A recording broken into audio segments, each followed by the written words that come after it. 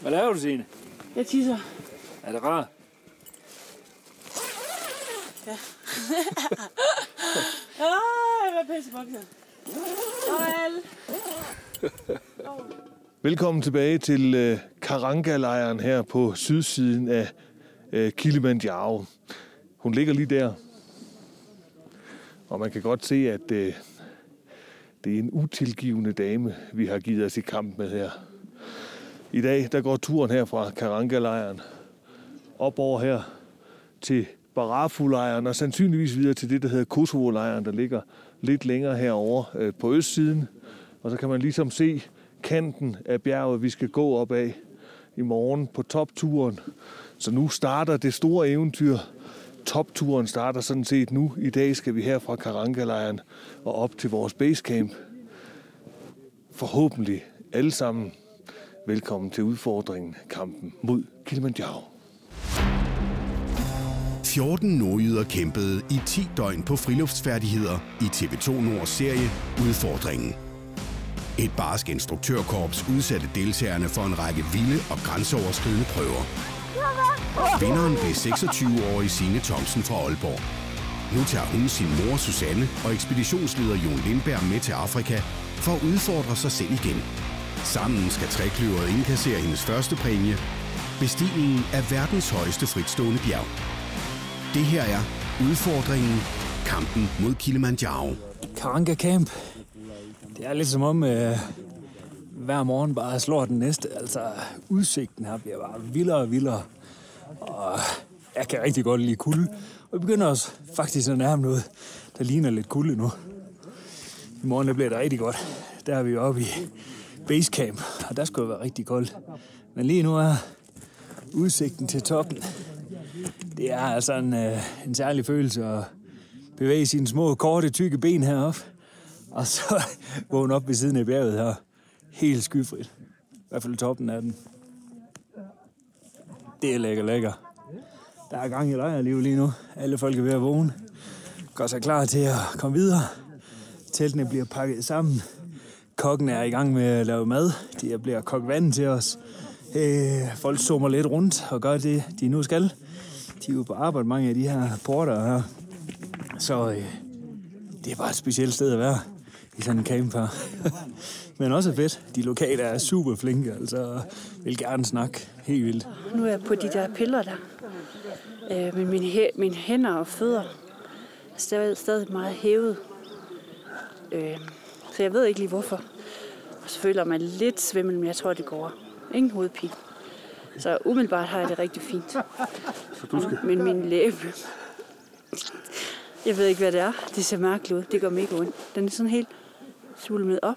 Det er der folk, der betaler mange penge på. Jamen, jeg ved det, men de får ikke sorter på. Nej. Jamen, hun har været lidt presset med alt det her med højden og sådan noget. Og hævede fødder og hævede hænder og jeg ved ikke hvad. Så trods ud. Men hun har ved godt mod og sovet godt, så jeg tror på det. Hvordan kan man have forbindelse næsten på toppen af Kilimanjaro? Jamen, det vilde er jo, at Tanzania har jo et af verdens bedste mobilnet. Moshi, byen, hvor det hele startede, ligger hernede i bunden af dalen. Og der er mobilmaster dernede, som på grund af de her dale, så når signalet alligevel hele vejen herop. Så jeg har lige sendt en statusrapport hjem til TV2 Nord om, hvordan det går herop. Fordi hjemme på TV2 Nord, der sidder der jo kolleger, som opdaterer vores hjemmeside og Facebook og andet med, hvordan det står til her. Og det er jo simpelthen helt crazy, at man står på siden af et kæmpestort bjerg. Og så kan man sende et billede hjem og en besked over Messenger til sin kone. Det er helt gokkelok. My name is Steven. My name is Nikolaus. Signes ekspedition mod toppen kan kun lade sig gøre, fordi et hold af lokale guider hjælper med det hårde slid. Mange af dem arbejder på bjerget år efter år. Ubegribeligt hårdt arbejde fra tidlig morgen til sen aften i jungle og snestorm. Ofte i tøj og udstyr, som en dansk friluftsentusiast ikke i sin vildeste fantasi vil gennemføre 5 kilometer med i hammerbakker. Alligevel er holdet altid i godt humør, med masser af overskud.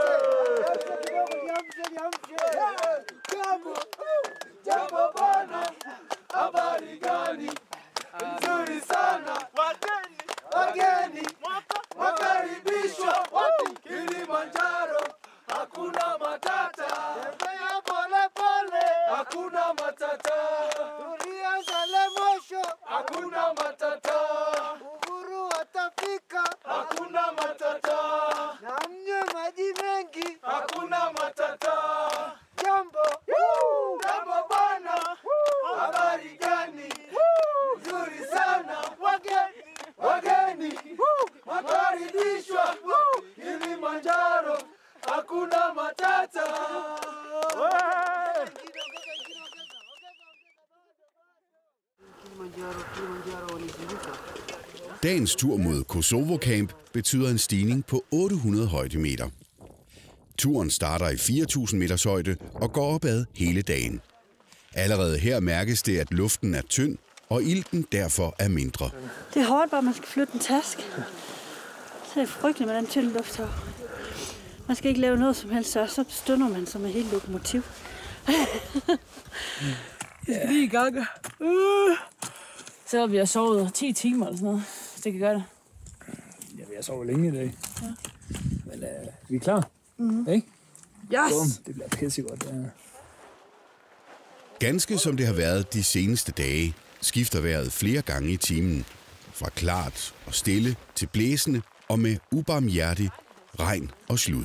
Temperaturen ligger lige over frysepunktet. Topfart. 1 kilometer i timen lige nu. Yes!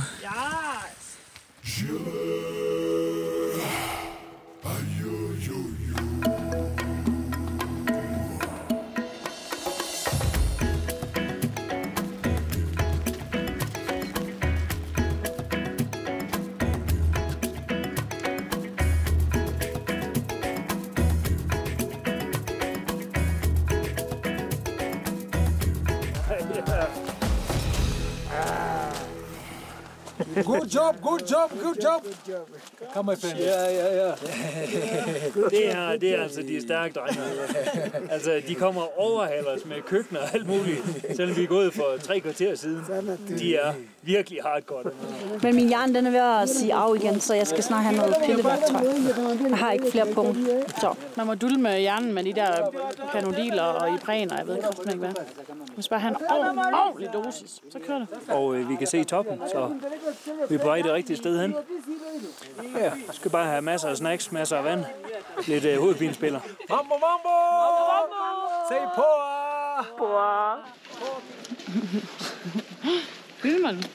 Filmen? Hvornår bliver vist? Det er virkelig vildt. Det er så langt fra noget, man møder i Danmark. Spiser du snacks? Ja. Fedt. Det var så fucking hårdt at gå og æde på god samtidig. Ja. Ja, man skal lige huske trække vejret samtidig. Ja. I takt med, at ekspeditionen kommer længere og længere op ad bjergets sydside, bliver stigningen stejlere og stejlere. Det dårlige vejr fortsætter, og fysikken presses for hver eneste meter. Okay, at være fotograf er altså hårdere end det ser ud til, kan jeg bare hilse at sige. Stor respekt for alle dem, som render rundt og laver film på alle mulige måder. Springer rundt. Det er da mega hårdt. Spis sundt, træn hvad der er brug for dig selv. Det har været, jeg tror, det man på nordjysk ville kalde pisvejr hele dagen. Men altså, hvad fanden, vi er jo i live, og vi er et sted, hvor rigtig mange mennesker i verden ønsker at komme hen. Så vi kan jo ikke rigtig tillade os at klage, synes jeg. Alt er godt. Signe, smil. Det er bare regn. Sidst på formiddagen har ekspeditionen tilbagelagt 650 højdemeter. For de andre på bjerget er Basecamp Barafulejren. Sådan er det ikke for Signes hold. Jeffrey Kimolo har besluttet, at holdet skal fortsætte yderligere 150 højdemeter op ad bjerget. Til lejren, man kalder Kosovo. Han kommer til Barafo Camp. Nelson. Yes, mister. Ladies man. Yes, man. Well. Ja. John. Og hvis man kigger her rundt, så kan man se, der er kommet sne på taget heroppe. Det er begyndt at sne for alvor. Gruppen her er begyndt at bevæge sig op af 200 meter længere op til Kosovo Camp. Så sparer vi lige dem i nat. Det er fandme lækkert. Hey Robert, kører det? Ja. Det virker. Robert, ja, det kører kraftedeme som et atomkraftværk lige nu. Hammer derudad. Og Signe, hun er fuldt koncentreret. Bruger lårbasseren, som hun har trænet. Men det er da et hårdt push nu her. Terrænet, ja, cirka sådan her. Op. Men det fede er, at det holder op med at regne og bare sneer.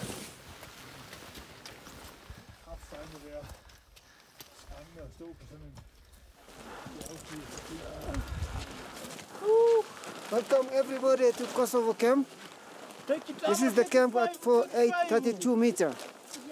This is a higher camp. Very nice camp. I'm so satisfied being ahead of the group for everybody to come here.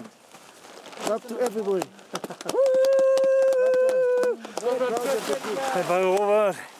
Ja, fint. Thank you. Så langt godt. Mama. Din kommer. Du er sej. Sane. Så siger du til, Signe. Den var barsk. Jeg synes, det var et hårdt træk. Det har nok været den hårdeste for mig. Men det har nok noget med højden at gøre, tror jeg. Ja. Med hovedpinen og alt sådan noget. Ja. At det er sgu stramt, at man skal gå så meget opad, når ens hjerne er ved at springe i luften. Ja. Der har Jon godt nok været lidt god til at gå og give krammer og klappe på skulderen og huske at mene en om, at man skal drikke. Det gør man heller ikke, når man ikke har overskud til at... Det er derfor, han er med. Ja. Det er jo hans opgave at sørge for, at holdet kommer op. Det er mit job, og jeg mener det. Jeg skal nok få til toppen. Det kommer. Så kan det godt være noget med lige at se, om man kan lukke øjnene bare lige nogle timer. Ja. Og så går vi kraftigt op på toppen. Ja, så går vi hele vejen op på toppen.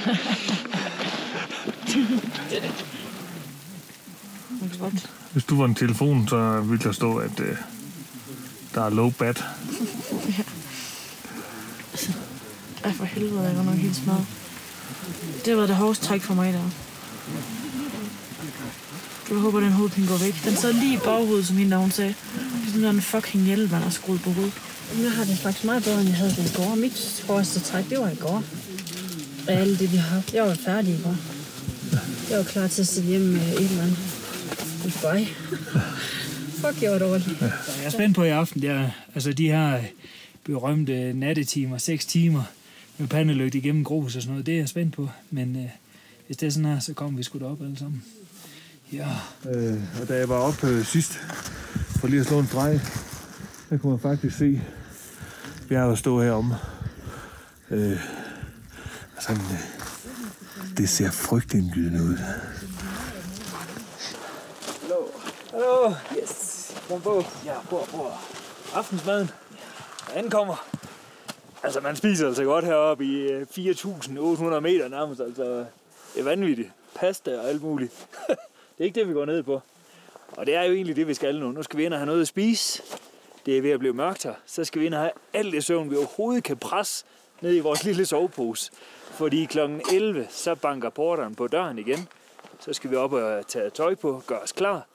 Og så er det altså bare på med pandelampen. Og så er det den vej.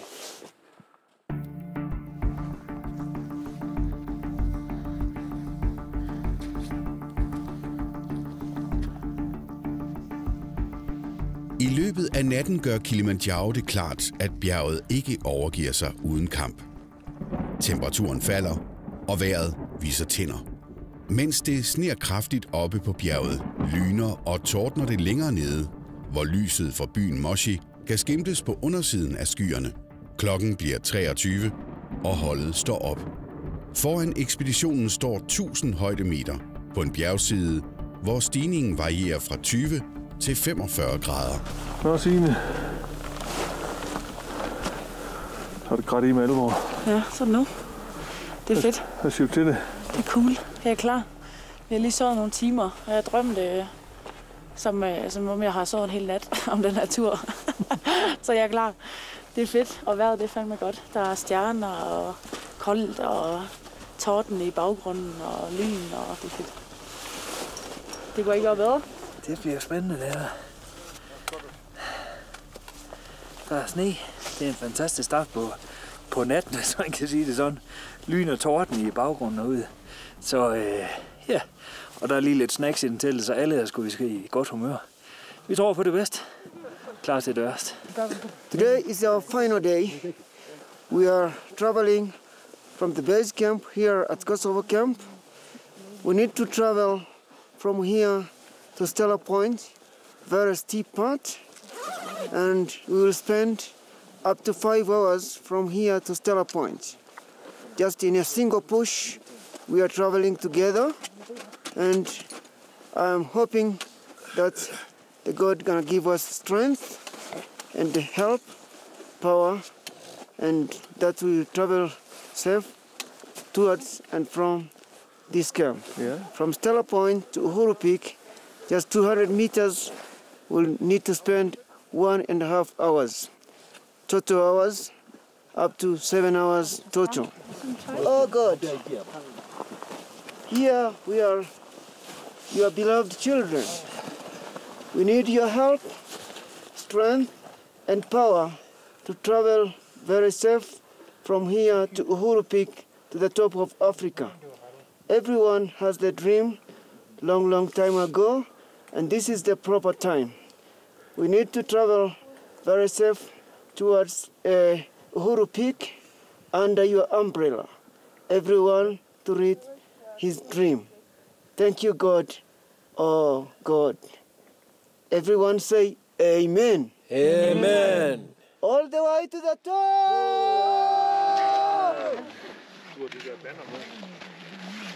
Uendeligt langsomt begynder ekspeditionen at bevæge sig op mod Stella Point.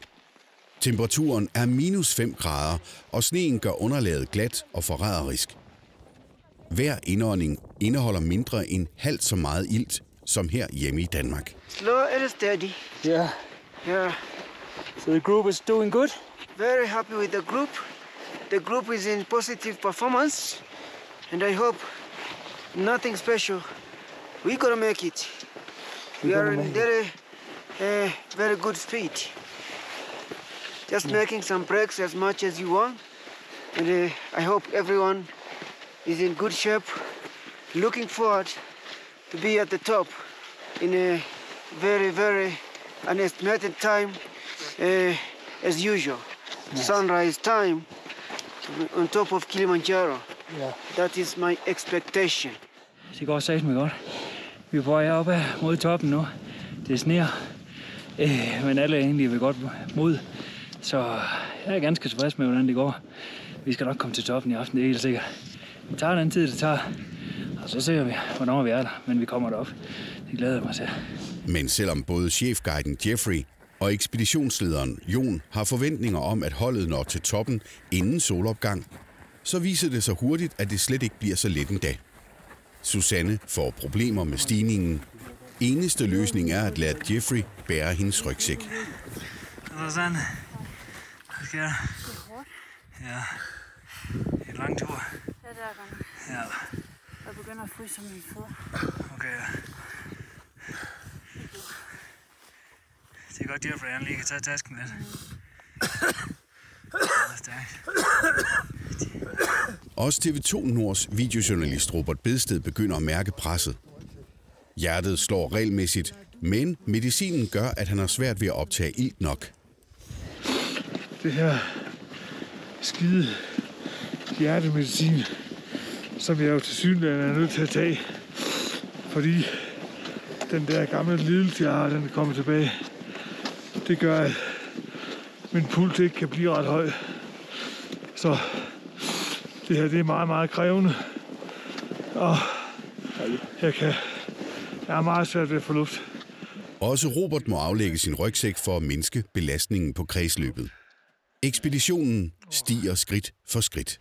Det bliver koldere og koldere, og vinden tager til. Temperaturen nærmer sig nu -10 grader. Hvad skete der med din camelback, Signe? Nå, den er frosset til. Den frosset til is. Jeg kan ikke drikke noget. Så det er dejligt. Det var en thumbs up, det kan man se. Og Robert? Det er det samme med min drikkeblære, den er også frosset. Til alt helst at tage en dunk med ved siden af, som ikke er frosset der, med låget nedad. Ja. Så har jeg fået lidt at drikke der. Vi er næsten halvvejs til Stella Point nu. Næsten halvvejs til Stella Point. Ja. Ja, vi er godt. Det vi gør nu er, at vi har sat tempoet op. Se om vi kan nå solopgangen deroppe som gruppe. Så vi prøver at sætte tempoet op og se om vi ikke alle kan nå at følge med her. Hvis ikke det lykkes, Så deler vi os i 2 grupper. De hurtigt kommer op og ser solopgangen, og så kommer resten senere. Det må være løsning på det her, men lad os nu se, om ikke vi alle sammen kommer til toppen. Det skal vi. Ja, to the top we go! Endnu en gang, så har vi jo bare porterne her bagved. Bare går og holder os til selskab. Er der noget, så er de der med det samme. Ja, altså med kæmpe respekt til dem, altså. Det må man bare sige. Altså sådan i alt det for rygsækken er. Ja, det var dejligt. Det er en sød guide, vi har. Det er det. Det er dejligt, han gider hjælpe mig. De er gode, hva'? Ja, rigtig gode. Er du godt kørende nu? Ja, det synes jeg. Ja. Men det er jo stadigvæk en hård stigning. Det skal ikke være nogen hemmelighed. Det kommer man ikke udenom. Det gør man ikke. Og luften er, eller ilten er, den er der ikke så meget af. Nej. Det kan man godt mærke. En skålpause med lyn og torden i baggrunden. Tid til at forrette støvler. Det er som om de ikke sidder helt som de skal. Tempoet er lavt. Faktisk så lavt, at Signe og Susanne rammes af deres værste fjende. Med minus 10 grader og hård blæst føles temperaturen som minus 15. Jeg tænker bare, hvis man finder det ved jeg ikke, et tempo midt imellem, at man kan holde varmen, men ikke løber op ad bjerget. Det er ikke det, det handler om. Det skal bare gå hurtigere end det her. Det som vi gjorde i starten var fint. Ja. Skal vi prøve alle sammen at køre lidt hurtigere tempo så? Det var det, vi gjorde i starten. Og nu har jeg ikke nogen rygsæk på. Ja, det synes jeg, vi skal. Yeah. Okay. Man skal også passe på. Everybody tries to go a bit faster. Like in the beginning. It was very fine. Now I don't have a backpack, so I think I can go faster also. Det hjælper meget. Just a little bit. Just a little bit, yeah, but Sina also needs to keep warm. She's freezing like hell. Jeg kommer også til at få. And if Susanne is freezing, so we need to move faster. Okay, it's okay to move faster? A little bit. Yeah, it's okay.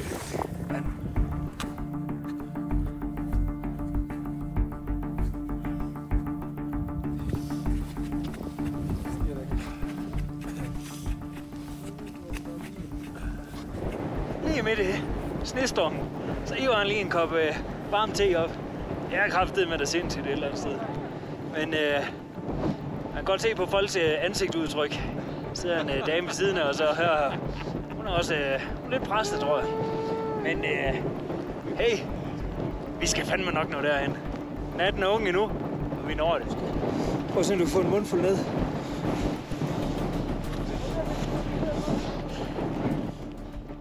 Varm ingefærte i naturen kan være en stor oplevelse. Her, bare 400 højdemeter under Stella Point i snestorm og kuling, er det svært at nyde noget som helst. Efter en pause på 10 minutter fortsætter holdet opad på den stadig stejlere stigning. Jeg synes, det er hårdt. Er det hårdt? Ja.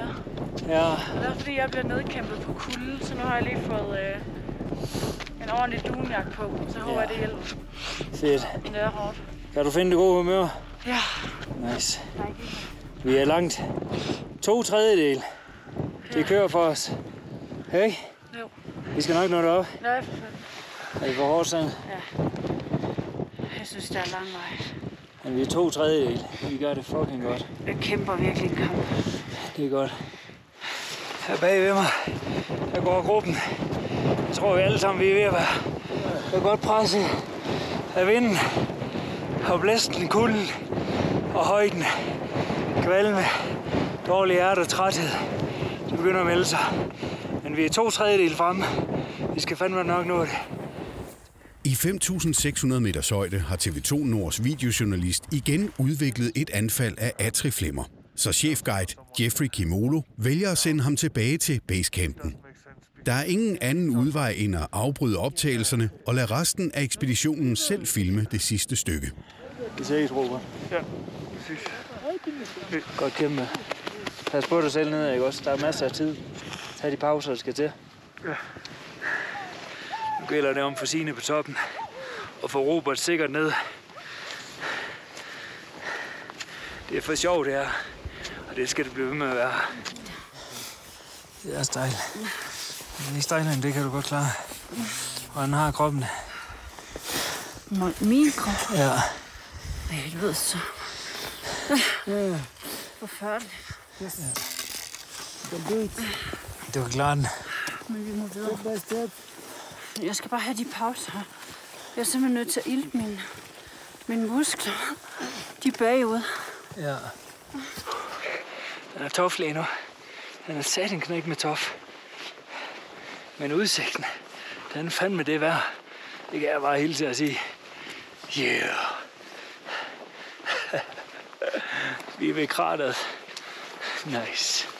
1,5 time senere flader det ud. Ekspeditionen er nået til kanten af krateret.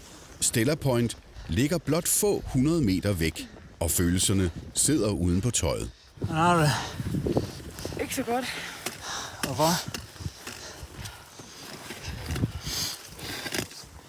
Fordi at jeg har fået højdesyg, tror jeg. Men det hører sig jo med, tror jeg. Så det er lidt hårdt. Men vi er der lige om lidt. Og du har din mor med? Ja, hun klarer det også. Det er hårdt. Er det hårdt, du regner med? Ja. Fire! Stella Point, mand. Godt kæmpet. Hold kæft, det er sejt, det der. Sådan. Det er fandme godt kæmpet. Mens solen står op over Tanzania, bevæger ekspeditionen sig de sidste 150 højdemeter op mod toppen af Afrika.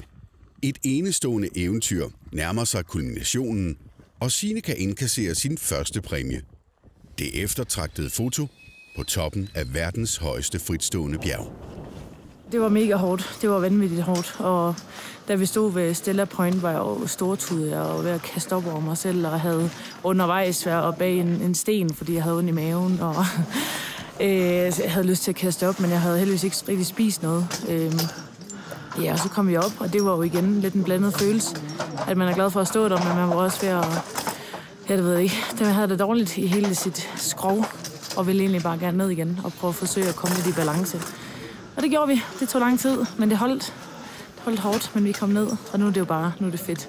Altså, det er en fed fornemmelse nu her. Ja, så det eneste spørgsmål, der rigtigt tæller, var det værd? Ja, det var det. Når jeg lige får lov at summe lidt over det, så ja, det var det. Efter en både dramatisk og nærmest umenneskelig hård toptur, ja, så fik vi afsluttet udfordringen kampen om Kilimanjaro.